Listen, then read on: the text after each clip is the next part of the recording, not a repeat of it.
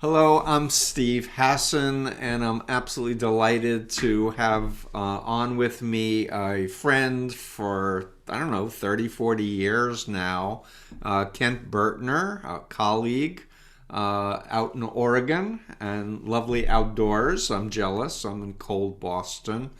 And Kent, when we first met, way back when, you were a Dominican priest.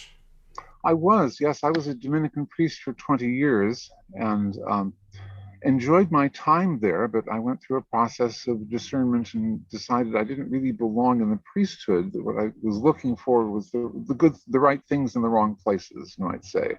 And Uh-huh. so I made a choice to leave the Dominicans in um, 94 and then subsequently got married and picked up two wonderful stepchildren as the added bonus. I didn't know how much wonderful that was going to be, but it was a very good thing. And so we've raised those two kids, and they're often running effectively in the world and doing good things. And so I've been able to turn my attention back to some of the cult issues. Yeah, it's great. You've helped me over the years with a number of different cases, and I do want to hold up a book that came out, I think it was in 89, I want to Yeah, I say. think it's been quite a while. It Um, came out around the time of Combating coming out, 89. yeah, uh-huh. And it is approved of by the Vatican, I believe. Well, it's got an imprimatur in it. Yes, it does. So Yep. it's an okay book. The I'll tell you a funny story. I gave a presentation to the board of a foundation, and um, not all of them had read the book. And so I talked about the book called Cults, Sects, and the New Age. And halfway through the question period, one fellow put his hand up and said, "What about the sex part?" He missed the sex Yeah, part. sects, sects. I know it Yeah. was a provocative title, and Father Labar was the main author on the front cover, but contributing authors were you, Father DeBold, and Father McGuire. Yes. And And so, that book was one of the only Catholic books on the topic, and the publisher actually sold. The only thing he sold more of that year was the Bible. wow. It was his second best selling book, just because there wasn't that much information out there, and so people were gobbling it up and finding it useful. Exactly.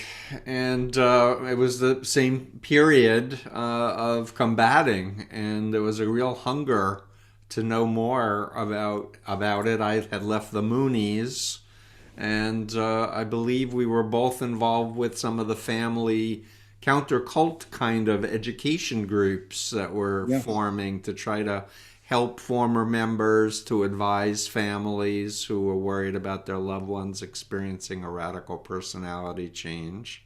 Yeah. Yeah. And now we're, so many decades later in a digital age, and cults are bigger than ever, recruiting online mostly, especially in the age of COVID.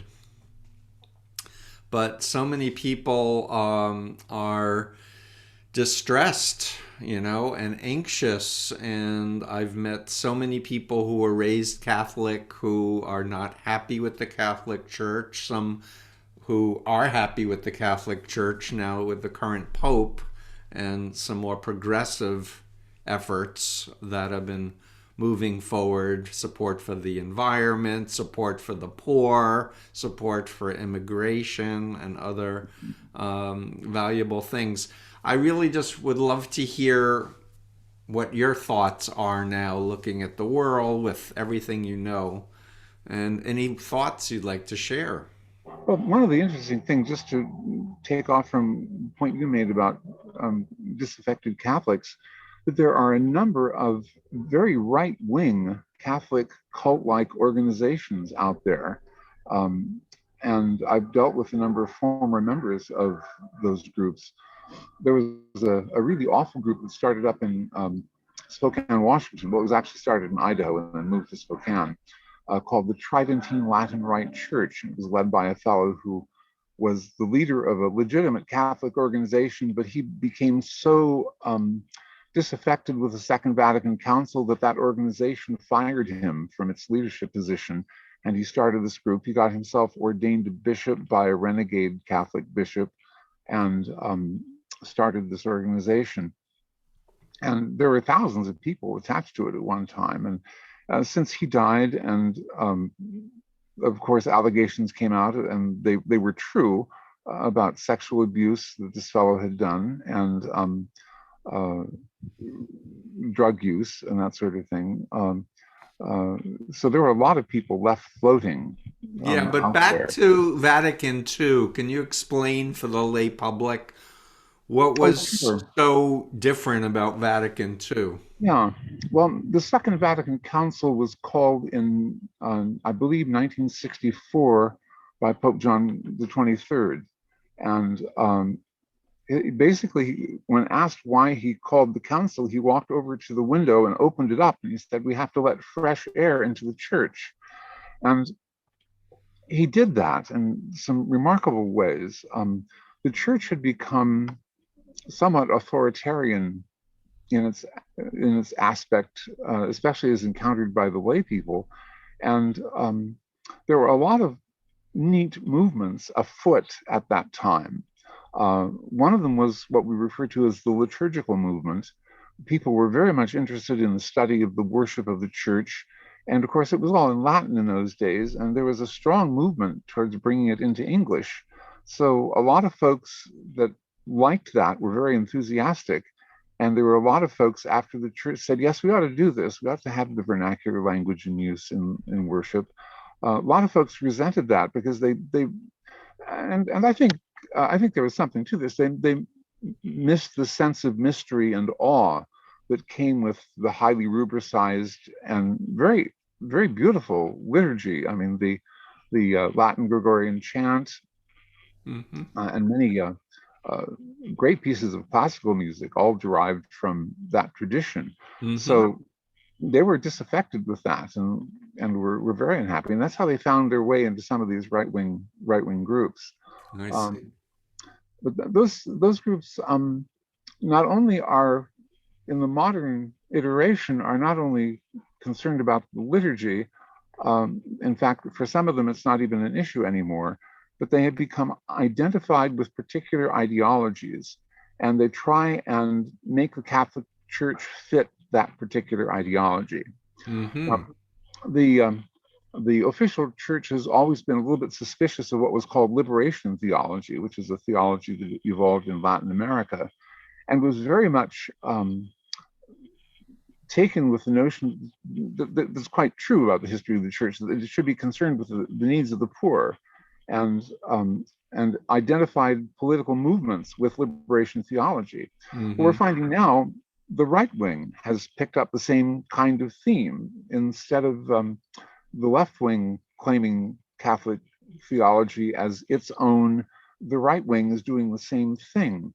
And so we have very liberal and very conservative people in the Catholic Church who align their faith with politics. One of my seminary professors years ago said to me, there are a lot of people who are much more American than they are ever going to be Catholic. And I think that people have identified their Americanism and that sort of exceptionalism of America with their theology, and that's really unfortunate. So I Mm-hmm. find that in groups like Opus Dei in particular, which is of course a worldwide organization, Yeah. it's a legitimate Catholic group. I mean, it has the stamp of Pope John Paul II gave it his approval. But in many ways, they operate slightly around the perimeter of the normal day-to-day church. It's very possible for a person to encounter Opus Dei who's interested in Catholicism and become a Catholic through Opus Dei and never attend a parish liturgy. I mean, that's the typical parish where the church operates. They get sidetracked into Opus Dei. And I'm very concerned about Opus Dei's political connections and identifying the church with those right-wing connections. Right. And I think that's going to be a problem for us for a long time, because we need to see that our theology transcends politics and doesn't doesn't take root in it, and that's Right. the big concern of mine. And as you know, I'm a former Moonie who's, a mental health professional, and I even recently finished my doctoral work and have used the BITE model of authoritarian control, which stands for behavior, information, thought, and emotional control, to make people dependent and obedient on the group or the leader, sidestepping their conscience, their integrity, their ability to question authority, to leave without fear or harassment or threats. And I have worked with people in Opus Dei. That was the setup for what you're saying about Opus Yeah, Dei. Family members report very radical personality change and secrecy and just excessive amounts of time. And there's a website, odan.org, Opus Dei Awareness Network. But there are a number of other very authoritarian, if I can use that word, Catholic-esque, groups, some of which have had people, okay, like the Legionaries of Christ that my yes. friend Paul Lennon was a priest in for 20 years, and that leader was involved with sexual abuse allegations or proof. Yeah, and the church is still kind of monitoring that group pretty closely because they were supposed to have been reformed, and the reforms don't seem to have taken as completely as the church had hoped. So, Right. And I guess I want to bring up the elephant in the room at the Catholic Church, and that is just the exposure of the priests who are abusing young people and others, and the Catholic Church needing to go to court and pay all kinds of damages to so many people who are. yeah, there was a thorough house cleaning that was much needed, and the church had always been concerned about people giving scandal, that is to say, having people's faith shaken by something. And so when those things happened, they were sort of swept under the rug because they didn't want to give scandal to people. But unfortunately, and I'll say that the bishops, I think, were trying to do their best, but they didn't get it. It's sort of like dealing with the issue of racism today. People say, "Oh yes, I'm not a racist," but yet they operate and still function very comfortably in racist institutions, Mm. and where racism is kind of intrinsic to what's going on. And I think in the Catholic Church, what happened was that concern for scandal led people to do things that were terribly awful. Just moving a priest from one parish to another doesn't solve the problem.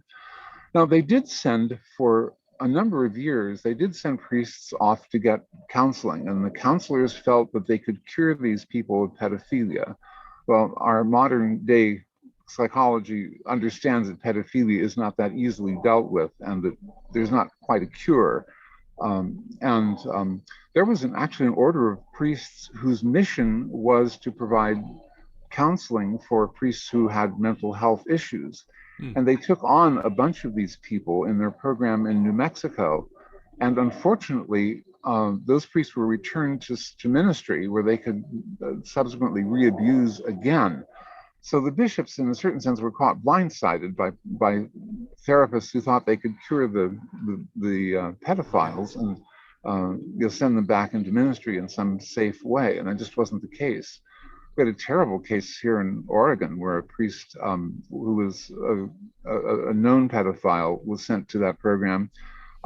He escaped from the program. He left the program. I mean, there's no bars in the doors. He left the program, went to Las Vegas, where he had sent money to one of his former abusees and met him in Las Vegas and continued the abuse. So this man is now in jail, but Good. where he properly should be. But that's how bad things got. And I have to say, to the credit of the US bishops, they finally got with the program and did a very, very good job. I think that probably one of the safest places for kids to be now is in a Catholic program, because in the United States, this is not true for other countries necessarily, but in the United States, there is a very, very good program in place with plenty of accountability and lots of people looking over the shoulders of other people. So, I really think the Catholic Church has sort of set the benchmark for what other churches and organizations can do. And Mhm. certainly, that problem is not limited to the Catholic Church because, as Christian Century magazine wrote, basically an editorial piece is, look out, folks, we're next, and made a real strong point that we need to be accountable no matter what denomination we are. And I Yeah, think that's absolutely. And you have chosen to remain a faithful Catholic. yeah, I have. I mean, the church is bigger than those glitches. The church is bigger than the numeraries of Opus Dei. The church is bigger than the Legionaries of Christ. And there are other peripheral groups that are out there that have church approval that aren't behaving very well. Hmm. And the church and the tradition is much bigger than that. So that will survive. That will endure all of these kind of crazy sorts of things.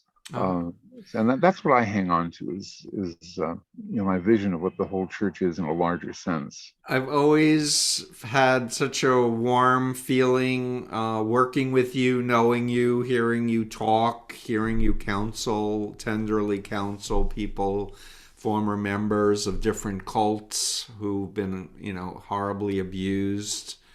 I love your ability to listen.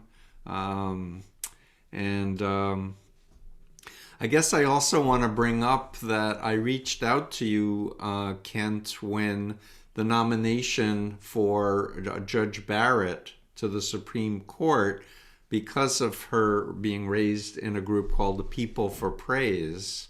And I believe you even felt strongly enough to write a letter. Well, I did, and you felt strongly enough to post it on your blog, and I was grateful for that. My concern with the people of praise and with other charismatic covenant communities, which is the generic name of these things. These are communities of intentional communities, people sometimes living together, living communally, or living close by in a neighborhood and um, sharing their lives closely with each other around the issue of faith. And the idea is very, very good. I mean, it's got a good substance. The difficulty is that there are always questions of authority and who has the right to uh, direct other people in their spiritual life. And in so many of the covenant communities, there's this notion, the term is referred to as shepherding. Um, in order for me to be a good, faithful disciple, I will submit myself to the discernment and direction of another person in the group. And that person will likewise be submitted to someone else. And it goes up a chain so that you get sort of an Amway kind of Or spirituality. it's also called discipling, as in the Boston Yes, Church of Christ that became exactly. Yes. National Churches of Christ, where you have to submit to another person as if they were Jesus, and they submit to someone as if they were Jesus. Yeah. Yeah. And Please and continue. we've found many cases where that has gone astray. And in fact, I was on a committee appointed by a bishop in Steubenville, Ohio, that looked closely at a covenant community that seemed to have gone off the rails. And Father Labar, who you mentioned before, bless his heart, he's no longer with us, but he was a real leader in terms of things, especially on the East Coast. Um, Called the committee together, and Father Diebold and Dr. Margaret Singer and a couple of lay people were the committee that met with individual members of this community and interviewed them, and they were very forthright in what was going on. And we found a tremendous abuse of authority in that group, and gave some recommendations to the bishop, who implemented them very, very well, and made sure that the the community operated as a more democratic form of government, so that they recognized that in the final analysis, in matters of theology, people should turn to the church and to the traditions of the church, rather than to the individual guidance of people who may or may not have the best of intentions. Right. Can you remember any of the abuses? Just like naming the types of Oh yes. Well, I mean, I abuse? think one of the big things that we found was interference in family uh, functions. In marriage, the husband would be the head of his wife, and then he would go to somebody else who would be his mentor. And we found people interfering in marital relations in ways that just weren't really appropriate. And in the rearing of children, some of the mentors, some of these heads, were turning out to be people that were perhaps well intentioned, but very, very uneducated about what they should be, how they should be leading other people in terms of raising their families, Hmm. even going against the consciences of the people who they were directing. And that's what was really bad, that people weren't left to their own conscience even, but rather to the direction of these other folks. And that happened in terms of finances, in terms of people's families, who you could date if you were a single person, Hmm. uh, when you got married, how you were to get married, where were you going to live, all those kinds of questions got submitted to the headship of the organization, and it left people very much in a dependent, very cult-like relationship to the organization, and Right. that had to change. Right. And I'm thinking of a woman who is in People of Praise. I want to say her name is Cora. I hope I'm not misremembering it, but she talked about coming from the hospital, feeling weak and wanting to stay in bed. And there was a meeting of the group, and she was forced to go to the meeting. Um, by a very controlling husband, and Mhm. who was supported by other people in the group, and just really not, respecting people's autonomy to be able to say, I don't feel up to it. I'm not well. I need to rest. Yeah, yeah. Well, the church is very big on the uh, the importance of conscience. I mean, Thomas Aquinas even said that if your conscience were to say you should go here and the church says go there, you must follow your conscience. And that's a and of course, it's important for Catholics to educate themselves so that they have a well-formed conscience. But nonetheless, when you drag that into a high control group like that, you're in serious trouble. Um, the conscience issue reminds me of a case we've been working on where a lady claimed to be channeling Jesus. Now, that's very interesting because channeling implies that you've opened yourself up and let someone else take over your body and speech faculties. Um, and from the Catholic perspective, this would be a tremendous violation of the person for something like that to happen. And that's why channeling is not something that the church approves of. Some spirit, like Ram, the Right. 35,000-year-old warrior from Yeah, the that lost a continent of Atlantis, housewife. entering into the body of Jake Knight. Right. Yes, a housewife from Yelm, Washington. So, Yeah, she was claiming this was a dead warrior spirit from the continent of Atlantis, and she'd literally start talking loudly like as she was somebody else. And it seemed very staged to me whenever I watched videos of her.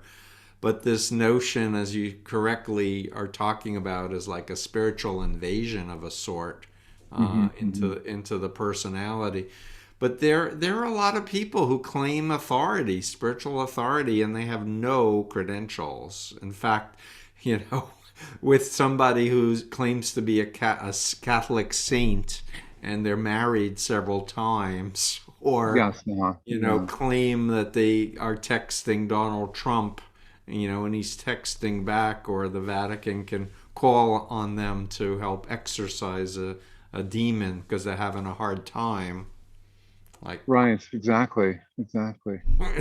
Not good, not good at all. yeah, not healthy at all. But unfortunately, people can be deceived and trust the wrong individual, and it can separate them from their Uh, family and their friends and their uh, livelihoods. Yeah, exactly. And the one thing that we've seen is that if you've got a situation where you have a narcissistic or sociopathic personality who is really on the rampage, they can do a tremendous amount of damage. Exactly. I think Exactly. of one of the things I've been working on lately is with a pastor in Portland named Ken Garrett, who just recently put out a book called In the House of Friends about his experience in an evangelical cult. And he left that cult and then got his doctoral degree on spiritual abuse and has formed a group called SAFE, Spiritual Abuse Forum for Education, to help people that have been spiritually abused. And I think, in a certain sense, all of the cults do spiritual abuse because they get to the core of who you are as a person. And that really is a terrible violation. I mean, that's what, in a certain sense, impels me to continue to be open to working with people who've been in cults and to help them get their lives back together again. It's precisely because that invasion of who you are is most profound when it gets to your spiritual self. And there's a Yeah. tremendous need for healing in that regard. Yeah, exactly. He was operating a support group before the pandemic hit. I know maybe it is going on Zoom, but I wanted to interview him. You reminded me that Oh, good. Yes, he'd I be a want to great I interview. want to promote his good work as Oh, well yes, in absolutely. Seattle. You know, I'm a big fan of anyone who's been abused, who, you know, does their healing work and then wants to help others. I think that we're Yeah, in a yeah, unique, empathetic position to be. exactly. I mean, that's kind of how I got involved, not by being in a cult myself, but rather by helping a family that had a daughter who was involved in the Moonies. My You know, former cult. I was going to say my favorite group. the the situation was that she was going to school at UC Davis and transferred at the group's request to UC Berkeley, where she originally didn't want to go, and she began working almost full time to recruit new members to the Unification Church. Although in those days it wasn't called the Unification Church, it was called the Unified Family, and they claimed to be beyond politics and beyond dogmatism. And then I think it was in 1971, Mr. Moon came to this country and discovered Section 501c3 of the Internal Revenue Code, which gives tax exempt status to a religion. And the Unification Church was born out Yeah. of all of that. Um, so helping that family kind of led me to helping other families and other people that had distressing cult situations going on in their families. Um, and that led me to helping people that were leaving the groups and helping them get back on their feet again, which is what I've really done most of. Although I did a lot of educational work back in the 80s and the 90s, educating folks about what cults are, and that's how I got the Leo Ryan Award from Cult Awareness Network. From the Cult Was for Awareness doing that. Network. But Yeah, the we're work I've having a really little been bit of. most pleased with. I'm sorry. We're having a little bit of internet problems, but Oh, you I'm sorry. came Okay, back yes. in. So I want to ask you. I'm going to put you on the spot, but I know you can handle it. Um, some words of wisdom to anyone who has a loved one involved with a cultic, you know, authoritarian group, and then I'll ask you words of advice to anyone who's left a group. Well, if you have a loved one that's involved in a cult, I mean, the first thing to remember is that um, these are people who have been co-opted. Their ability to make free choices has been taken away. Their choices, they would claim if you ask them that, oh, yes, I'm making free choices all the time, but it's a very limited choice. And I think the book by Janja Lalich is very helpful in that regard. She wrote a book called Bounded Choices. Hmm. And um, one of the things that I would encourage people to do is to not cut off communication, to maintain loving messages going, even if they don't come back, even if they're not reciprocated, that you continue to send loving messages to that person in whatever vehicle you can, knowing that there's a piece of them buried underneath all this social control that knows that something is absolutely crazy. And at some point, you're going to be able to help them encounter that part of themselves again, and they'll be able to make some free choices about whether they belong to the group. The other thing that's so important is to educate yourself about the processes that these groups use. And that's where your book, Steve, your Combating Cult Mind Control and your Freedom of Mind, those are really, really good books for people to get into, to understand what's going on in the heads of people that are there. And I think that's one of the most crucial things, because once you understand what's going on, you can respond in ways that the cult isn't going to turn around against you. It's so easy to come after a person with you've got an article about the nasty group and push the article forward. And the group has had way more experience dealing with people like you than you've ever had dealing with a cult. And they're going to co-opt that so easily. So you just need to leave those things aside. Now, things happen. People come up for air once in a while. And when they do, if they know that you're there and you're going to be supportive of them no matter what, they're likely to share their doubts and feelings. And that's when you can really engage people in a gentle way, asking them questions that, not questions like, how did you get into such a stupid group? But questions like, what do you feel about the way things are going in your group today? Why are you having the doubts that you're having? What's happening there? What's your opinion about those things? Questions to get people thinking for themselves. Yes. So, I mean, those are the things that I think are so important. And then you'll certainly find some good advice along the way. There are plenty of resources through the International Association, people like Steve, people like myself. We're out there and we're willing to help guide you through the process. And you can do that as formally or as informally as you like, but you just never know what's going to happen, that person is going to come up for air. And then there are situations where you can provide an opportunity for them to come up for air, even if they weren't planning on it. Right. I know that there are situations where you sit down with someone who's in a group and you say, look, your family's desperately concerned about your involvement. Please help us understand what's going on. And please help us by looking at the information that we've seen that makes us concerned. Commit some time, 2 weeks, a month, whatever, commit some time to stay with us and not be connected with the group for that time, and just look at this information and see what that information tells you. Those kind of interventions tend to be really successful. And I don't lead those myself, but I know that you do, and I know there are several other people that I think are very intelligent, good people out there doing that work. And but that's another possibility that comes. Yeah, and in fact, you're a consultant for Freedom of Mind. So often when people are coming to me, and I think you're a better match for information and consulting, I'm always happy that you are open to doing that. And how about any words of wisdom for former members? Let's say someone's in a group now and they've been thinking about wanting to leave. Anything come to mind that you'd like to share? I mean, you've already said a lot of great things. Well, yeah, thank you. There's a couple of things that I would say to a person in that situation. One, there's a very good book that's just been out for about a year called Escaping Utopia by Janja Lalich, which has got a lot of very good scenarios about social control, and then questions that you can ask about your group to yourself, and ask whether it's a healthy group or not. And the other thing is educate yourself about what mind control is.